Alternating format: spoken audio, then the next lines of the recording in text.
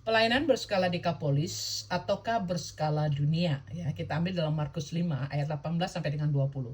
Orang yang tadinya kerasukan setan itu meminta supaya ia diperkenankan menyertai dia. Tetapi ia berkata, "Pulanglah ke rumahmu kepada orang-orang sekampungmu dan beritahukanlah kepada mereka segala sesuatu yang telah diperbuat oleh Tuhan atasmu." Orang itu pun pergilah dan mulai memberitakan segala apa yang telah diperbuat Yesus atas dirinya. Jadi ada sebuah kisah tentang seorang yang kerasukan roh jahat. Saking banyak roh jahat ini yang masuk di dalam dirinya, sehingga dikatakan tidak seorang pun yang dapat mengikatnya sekalipun dengan rantai. Dan orang yang kerasukan ini hanya berkeliaran di pekuburan sambil memukul dirinya dengan batu. Jadi kasihan banget ya. Namun kisah sedihnya berakhir dengan sukacita ketika ia dilepaskan oleh Yesus yang pada waktu lewat di tempat itu. Nah, dia dilepaskan dari segala ikatan roh jahat ini. Lalu orang ini meminta kepada Yesus agar ia diperkenankan menyertai Yesus kemanapun Yesus melayani. Namun Yesus menolak dan menyuruhnya untuk pulang ke kampung halamannya, yaitu Dekapolis, dan menyaksikan tentang perbuatan Tuhan atas hidupnya. Nah, semua orang yang mengenali dirinya tuh menjadi heran ya. Tadinya orang yang kerasukan, sekarang kok bisa memberitakan Injil dengan otak yang waras. Nah, pernahkah kita berpikir, mengapa Yesus menolak permintaan orang ini? Sementara dibandingkan dengan panggilan murid-murid Yesus tuh orang biasa yang gak pernah nawarin diri untuk menjadi pengikut Yesus. Tetapi Yesuslah yang memanggil mereka untuk menjadi pengikutnya. Dan kita tahu di kisah selanjutnya, orang ini dipakai Tuhan menjadi berkat yang luar biasa bagi wilayah Dekapolis dengan kesaksian hidupnya, perubahan hidupnya yang signifikan.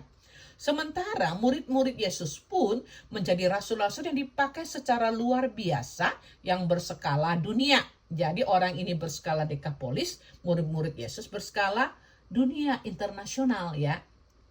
Jadi kita lihat di sini ada perbedaan dalam cara Tuhan memanggil dan memakai hidup mereka. Namun kedua perbedaan ini kita lihat menghasilkan result yang sama, yaitu baik orang ini maupun murid-murid Yesus menjadi alat Tuhan yang berguna. Mengapa? Panggilan mereka berbeda, tapi hasilnya sama. Mengapa? Karena mereka memiliki kualitas ketaatan yang sama ya. Yesus menemukan kualitas ketaatan yang sama di antara kedua orang ini.